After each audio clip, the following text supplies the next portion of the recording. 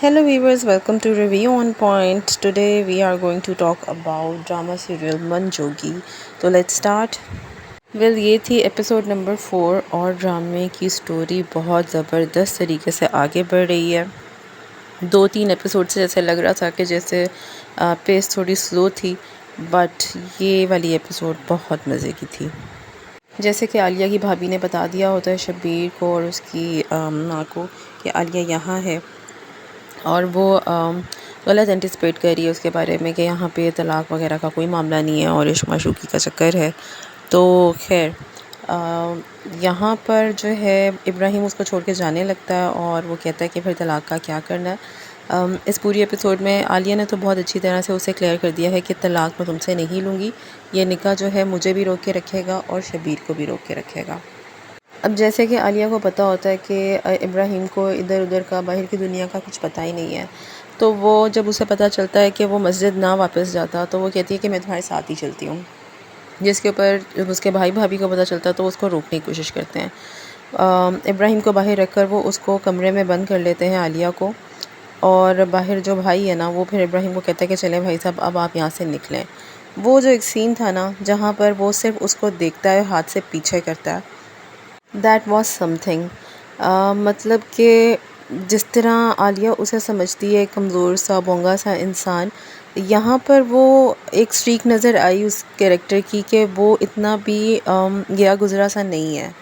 उसे पता होता है कि वो आलिया के साथ ज़बरदस्ती कर रहे हैं, तो वो आलिया को वहाँ से मतलब निकाल कर ले ही जाता है।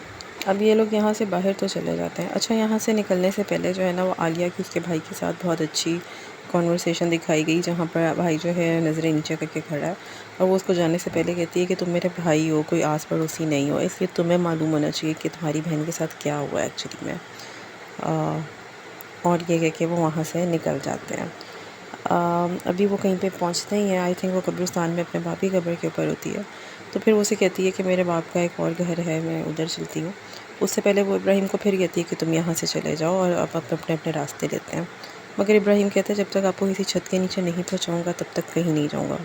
इब्राहिम को फिर वो किसी चर्च में ले जाती है। वहाँ जाते हैं तो कोई एक ओल्ड कपल होता है यूसुफ और मरियम का। जब वो देखते हैं तो वो रोते रोते आलिया से गले मिलते हैं, आलिया को पहचान भी लेते हैं और आलिया आई थिंक उन्हें अपनी पूरी की पूरी स्टोरी बताती है, जिसके ऊपर ये लोग बिल्कुल एतबार कर लेते हैं। तो जो यूसुफ होता है वो मरियम को कहता है कि पहले यास्मीन जला था, अब हमारी जलने की बारी है। ये एक क्रिश्चियन कपल होता है जो कि चर्च का ख्याल रखता है और ये आलिया के बाप के फ्रेंड होते हैं। इस तरह का कुछ इनका सीन दिखाया गया है। ये क्रिश्चियन कम्युनिटी होती है और जो आलिया के जो अब्बू होते हैं वो चर्च का ख्याल रखते होते हैं, इन अ सेंस बिजली के काम वगैरह करते होते हैं उनका। फिर हमने यहाँ पर एक बैक स्टोरी देखी कि मतलब आलिया का बाप किस तरह मरता है और आलिया को किस तरह बिजली का काम आता होता है। आलिया का बाप इलेक्ट्रिशियन होता है और वो आलिया को अपने साथ चर्च में ही शायद कुछ सिखा रहा होता है। आलिया छोटी सी होती है तो ये यूसुफ भागा भागा आता है और कहता है कि वहाँ लोगों ने हंगामा कर दिया, आग लगा दिया, और जो होता है इसका बाप यासीन आलिया का, वो इस सारे मामले को देखने जाता है और इसी असना में जो है वो मर जाता है उधर ही आग के शोलों में। अब ये तो हमें बैक स्टोरी आलिया के फादर की पता चल गई, और बट उसके बाद जो यूसुफ जो होता है वो भी आकर यहाँ पर सारा कुछ बता रहा होता है इब्राहिम और आलिया को कि किस तरह इनका बचपन गुजरा, किस तरह इनका बहुत ज़्यादा आपस में मिलना जुलना आना जाना था, डिस्पाइट द फैक्ट कि वो मुसलमान था और ये क्रिश्चियन था। एक और चीज़ बड़ी अच्छी लगी कि इब्राहिम जितना पक्का मुस्लिम होता है तो उसको चर्च में आने से कोई इशू नहीं होता, जिस तरह के इश्यूज़ नॉर्मल लोगों को मतलब दिखाया जाता है कि बहुत बड़ी बात हो जाती है मौलवी टाइप लोगों को कि चर्च है दिस एंड दैट, इस तरह की चीज़ें। दूसरी बात ये कि जब से उसका बाप मरा होता है तब से इन दोनों ही ख़ानदानों का मिलना जुलना बंद हो गया होता है। मतलब ये लोग जो हैं यूसुफ एंड फैमिली से नहीं मिलते होते हैं। उस्मान जो है वो यहाँ पर मीटर वगैरह चेक करने आता है क्योंकि वो भी इलेक्ट्रिशियन होता है। तो जो यूसुफ है उसको परेशानी होती है और वो अपनी बीवी को इनके घर भेजता है कि जाके ज़रा सुनगुन लेके आओ।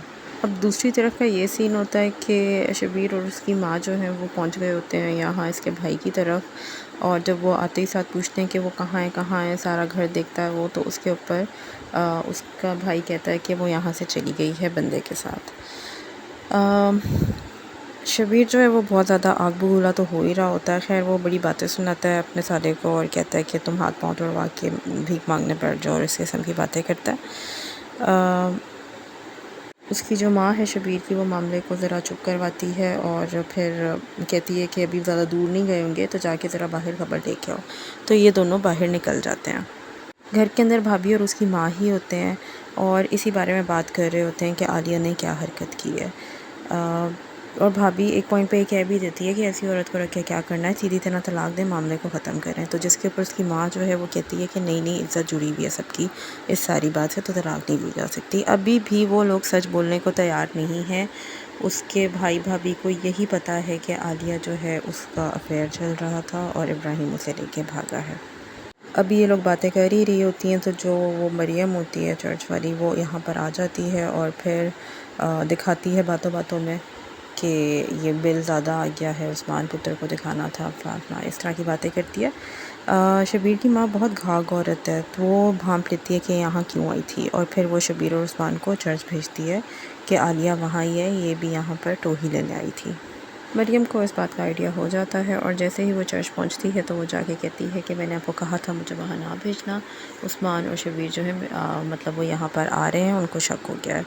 پھر وہ فٹافٹ عالیہ کو اور ابراہیم کو کپڑے شپڑے، عالیہ کو برقع وغیرہ پہنا کے اور ابراہیم کے کپڑے چینج کروا کے تو مطلب وہ ان کو یہاں سے چھپا کے بھیج دیتے ہیں۔ اسی اسلام میں آ جاتے ہیں شبیر اور عثمان۔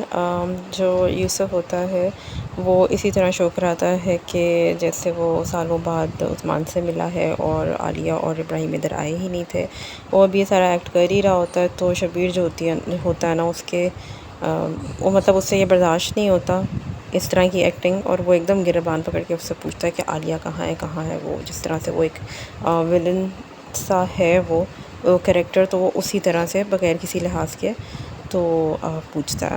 تو وہ جو ہے پورا چرچ، پورا گھر وغیرہ جہاں پہ ہوتا ہے وہ اس کی تلاشی بھی کرواتے ہیں۔ ایک اور بھی پوائنٹ پہ ایک سین تھا کہ جہاں پہ ہم نے دیکھا کہ شبیر جو ہے اس کا سائڈ پوز ہے اور پیچھے دو سائے سے گزرتے ہیں، یعنی کہ عالیہ کا اور ابراہیم کا سایہ ہوتا ہے۔ خیر جب وہ ساری تلاشی لے لیتے اور وہ نہیں ملتے تو پھر وہ کہتا ہے کہ بندہ تو یہاں سے چلا جاتا ہے لیکن جو اس کی خوشبو ہوتی ہے وہ نہیں جاتی، اور وہ ابراہیم کا عطر ہوتا ہے جس کی خوشبو پورے چرچ میں ہوتی ہے، جس سے شبیر پہچان لیتا ہے۔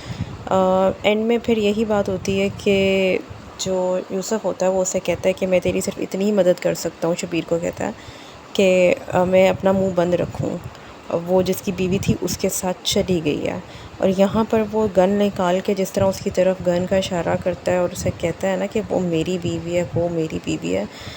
دا گائے گوہر رشید نیل دیٹ ایکسپریشنز، غصہ اور آنکھوں میں جس طرح کی تھوڑی تھی نمی، بہت بہت زبردست ایکسپریشن تھے جب وہ کہتا ہے کہ وہ میری بیوی ہے، اس کی بیوی نہیں ہے۔